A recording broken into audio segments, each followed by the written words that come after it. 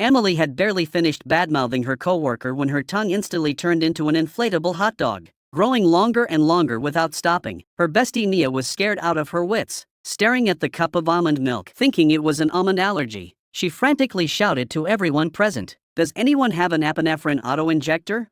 Mia frantically unwrapped the package, took a deep breath, and jabbed it into her thigh. But Emily's tongue kept swelling like it had been injected with growth hormone.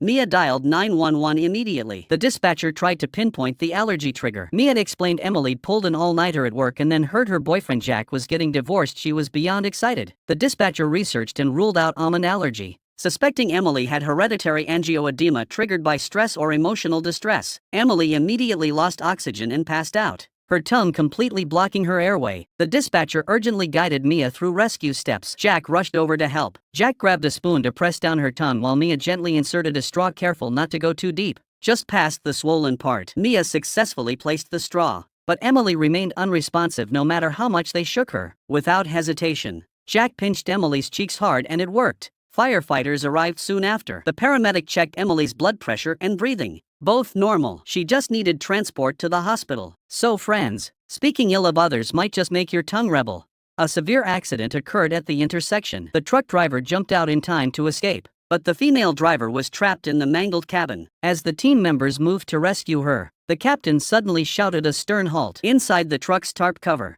flammable and explosive chemicals were hidden. Flames began flickering beneath the vehicle. The captain roared, "Back up 50 feet, but a new recruit, eyes red with desperation, insisted on rescuing her. "Anyone, hook up the car and drag it clear. Squad, get ready to extricate." Chief, this is gonna take forever. This is crazy. 2 or 3 of us can push this damn car out of the way. Come on, who's with me? Morale, get back here. Morale!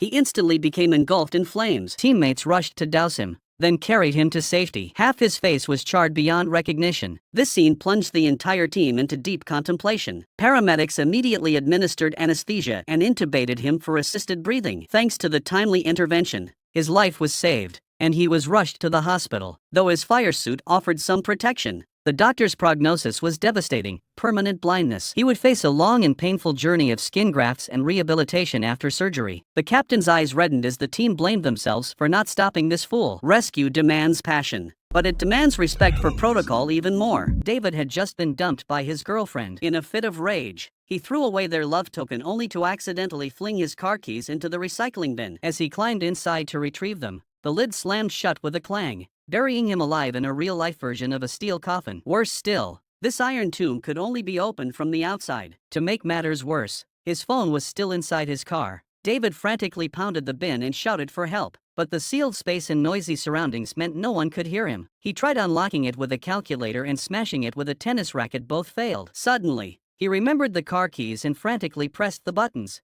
hoping the alarm would attract attention. But modern society proved that on the streets, plush toys are more appealing than a living person. David spent 7 grueling hours trapped in suffocating heat. Exhausted and nearing his limit, his bladder reached breaking point. He rummaged through debris, found a mug, and performed the most desperate act of recycling in human history. Late that night, David collapsed. As firefighters finished their shift, the medic paused. "Did you hear faint cursing?" Anybody there? Help, please. Where are you? In here. The medic opened the compartment door to find David in a sorry state. As the bolt cutters snapped the lock open, David emerged into the light, choking out, "Did my alarm bring you here?" What car? David's car had already been towed for illegal parking. So, folks, if you've seen this, don't be stingy, share your own bizarre breakup stories. The town's most notorious haunted house suddenly reported 2 missing Ghostbusters. Crews learned the dilapidated structure was prone to collapse, skin crawling. The firefighters faced their captain's challenge: admit you're scared of ghosts or go in.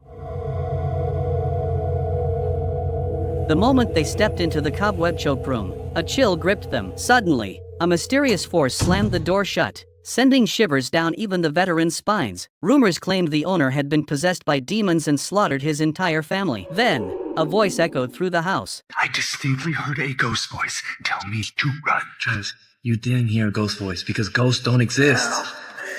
The team followed the sound. The moment the door opened, a trap was triggered, sending 2 members tumbling down. As the veteran firefighter pondered escape, Another figure plummeted one of the Ghostbusters. Maya entered an upstairs room where candles flickered on the table. Suddenly, faint cries for help rose from below a man trapped beneath a fallen ceiling slab. Firefighters lifted the heavy wood together, rescuing the trapped man. They hoisted him onto a stretcher for urgent medical transport. Continuing their search for the missing teammate, they discovered hollow floorboards near the entrance. Knocking on the floor to test its integrity, they soon heard a response from the cellar below. As the boards were chiseled away, 3 figures finally saw daylight. It turned out even some firefighters feared ghosts. Tom claimed his girlfriend had jumped off a cliff after their breakup. Firefighters arrived at the scene with heavy hearts. The captain peered over the cliff but received no response. The 160-foot drop made him fear the worst. The captain immediately ordered the entire team to stand by. One group prepared for a rope descent rescue, while the medic readied emergency supplies. Just then, a police officer arrived, reporting a witness had seen a man push someone off the cliff. Could this be a murder disposal case? The scene also reminded the officer of a recent missing woman case. Everyone instantly felt a chill. The officer drew his handcuffs, and Tom was immediately at a loss for words. When asked for his girlfriend's name and photo, the guy suddenly clammed up, making the situation extremely suspicious. By then, 2 firefighters had reached the base of the cliff. They quickly approached the woman, but when they turned her over, they were stunned. No way. All right, talk to me. She alive? Nope. She alive when she went over, you think? She was never alive. She's a sex doll, Cap. The revelation left everyone speechless. The captain later revealed the truth from the psychologist. This was a stand-in therapy for Tom's attachment disorder, and they had been living together for 2 years. The captain decided to play along with Tom's act. Come on, Chrissy. Stay with us. God, please let her be okay. Pulse is dropping, Cap. We're losing her. No, damn it. After an emergency rescue operation, the team ultimately declared the victim beyond saving. Thank you. You may not have saved her, but I think you saved me. That's what we're here for. Have you ever encountered a situation like this? Today was Fire Chief Wallace's wedding. 2 ladder trucks draped in white rose to welcome the bride and groom. Sweetness filled the air as the entire crew witnessed the chief's joyous moment. The deputy chief took the opportunity to propose to his girlfriend. Just then, sirens blared, instantly switching everyone into combat mode. Without changing into gear, they rushed toward the blaze. The fire had started on the 2nd floor of an abandoned building. A casualty on the 1st floor immediately alerted the paramedics. They grabbed their equipment and charged inside. What seemed like a routine firefighting operation took a turn when intermittent radio signals began to worry the chief, as one team member prepared to provide backup.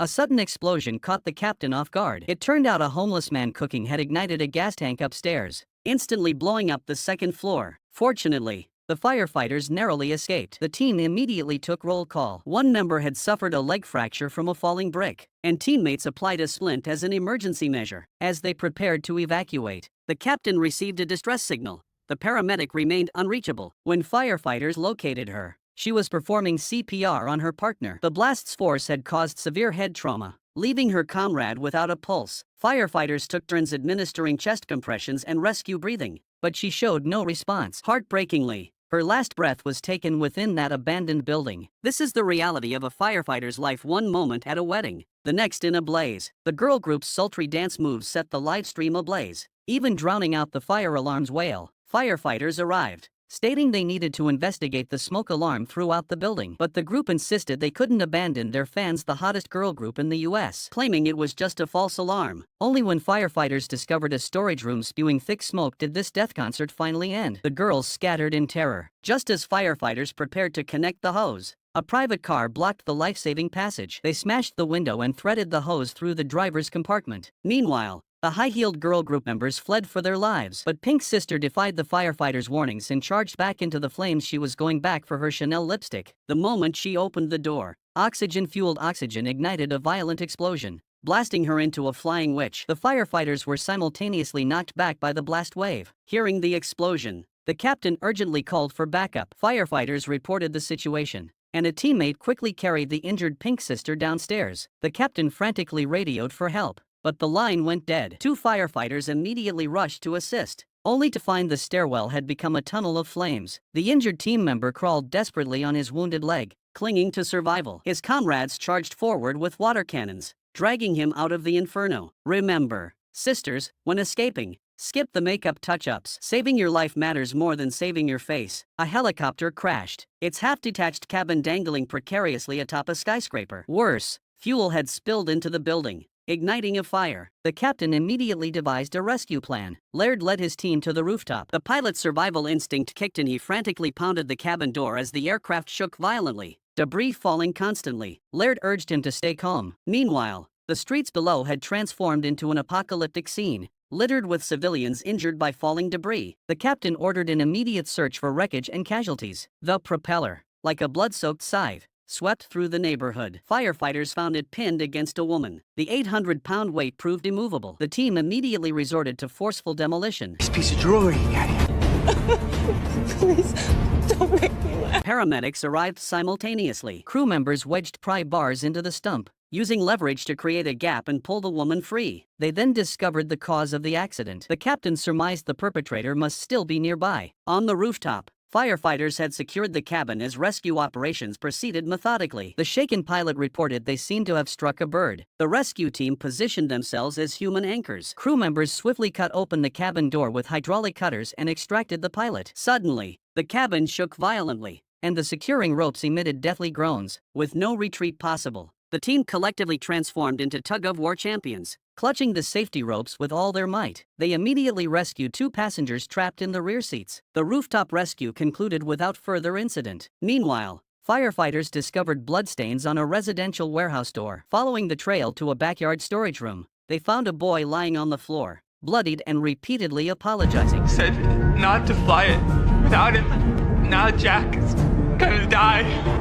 It turned out he and his younger brother had been flying a drone on the rooftop when the boy was accidentally struck by the helicopter and fell. Firefighters eventually located the injured boy near an electrical box. His legs were entangled in barbed wire. Crews rushed him to the hospital, but he ultimately succumbed to his injuries. 2 gunshot victims lay in pools of blood. As paramedics arrived and debated their next move, a private ambulance happened to pass by. Now both casualties could be transported simultaneously, but upon recognizing the gunshot wounds, the ambulance crew abruptly turned tail and fled. On this street, having health insurance matters more than having breath. Just then, gang members at both ends of the street erupted into a furious firefight. The paramedics urgently called for backup. 5 minutes later, the captain arrived with reinforcements. He immediately jumped out, shouting demands for a ceasefire to allow rescue operations. The thugs actually paused their fighting, grumbling as they watched the rescue team carry away the wounded. Only after all casualties were secured did the police cars finally arrive, creeping up like lost delivery drivers.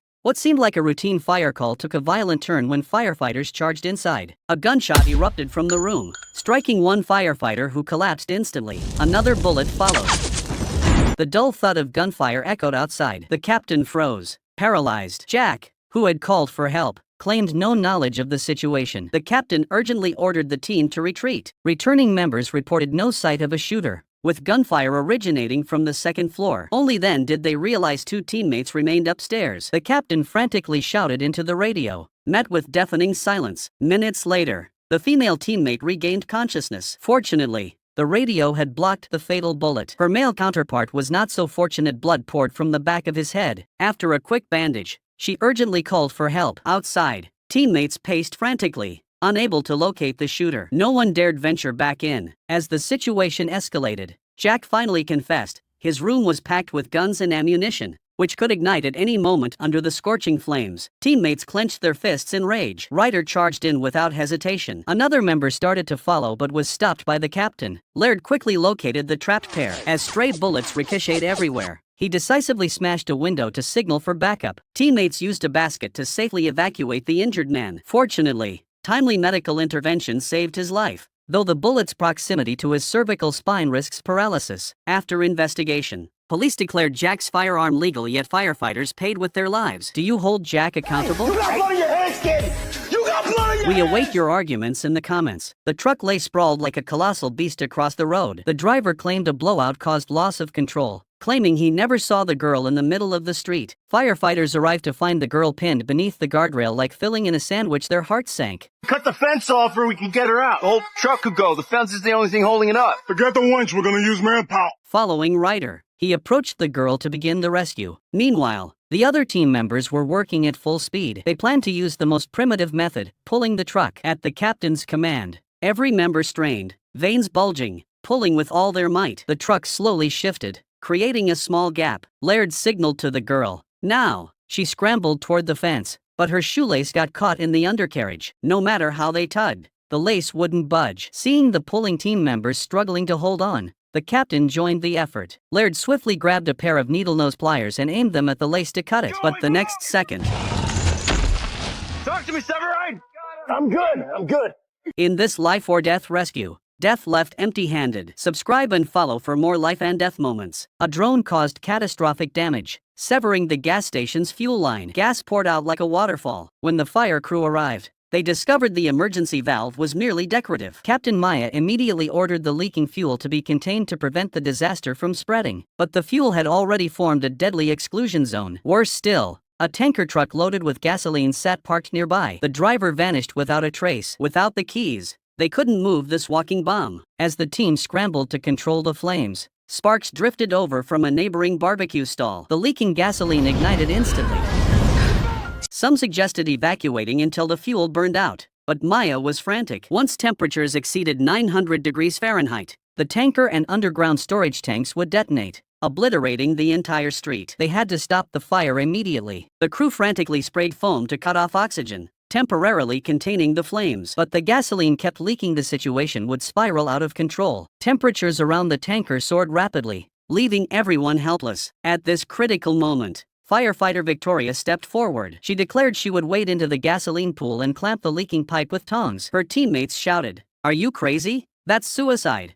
But Victoria confidently stated that with sufficient foam, she could handle the situation. Maya reluctantly approved Victoria's desperate plan. Victoria swiftly donned her gear and entered the pool. With each step she took, her teammates had to immediately cover her footprints with foam. At this temperature, any gasoline exposed to air would ignite instantly, turning her into a human torch. Fortunately, Victoria successfully sealed the leak. However, as she began her retreat, her foot slipped, exposing gasoline to the air. Instantly, she became engulfed in flames. Terrified, Victoria's mind went blank. Only the heart-wrenching shouts of her teammates snapped her back to reality. She sprinted out of the flames as her crew frantically sprayed foam over her. When she finally removed her helmet, everyone's hearts dropped to their feet. Thankfully, Victoria was unharmed. Her daring action had saved the entire street. The fire department rushed to the scene after receiving the call, only to find not a soul in sight, until a crew member spotted the life-devouring concrete well. Inside, two men lay motionless, frozen in time. No matter how the firefighters shouted, they showed no response. Only the faint glow of a distress phone flickered. The confined space of the concrete well could only accommodate one firefighter at a time. Rescuers donned masks, secured themselves to ropes via a ladder, and descended upside down into the well. Just as the first two survivors were hauled to safety, the underground crew suddenly lost power. Worse still, their safety ropes got snagged on hidden hooks. He's loose! Pull him off! One rescued firefighter emerged with his mask intact, but the moment it was pulled off, he slowly regained consciousness. So what kind of danger lurked beneath the well? Lisa immediately pinned the year's biggest scandal on the fire department, claiming these firefighters had stolen her $380,000 sitting diamonds. right there on my dresser, and now it's gone, and one of those firemen took it. Soon after, police investigators stormed into the fire station demanding a search. Deputy Chief Casey was furious. These heroes, fresh from crawling out of a fire's ashes, were now being investigated like common thieves. What made it worse was that the investigator assigned to the case was Casey's arch-rival from college. Just as the investigator arrogantly demanded to inspect their personal belongings, the fire alarm blared. The firefighters immediately rushed out the door, but this time, it was a hellish emergency. The team had to charge into the flames during a gunfight to rescue survivors. Meanwhile, teammates uncovered Lisa's bankruptcy records and fraud history. Casey brandished the evidence at the investigator, but the bureaucrat's officialese was thicker than fire hose water pressure. That night, Casey raided the source with a thermal imager. He claimed the entire operation was recorded by bodycams and promised to help Lisa recover the diamond. Little did he know, Lisa's performance was Oscar-worthy. Until the next day, the investigation abruptly halted. The missing diamond had resurfaced. Can you guess what happened in between?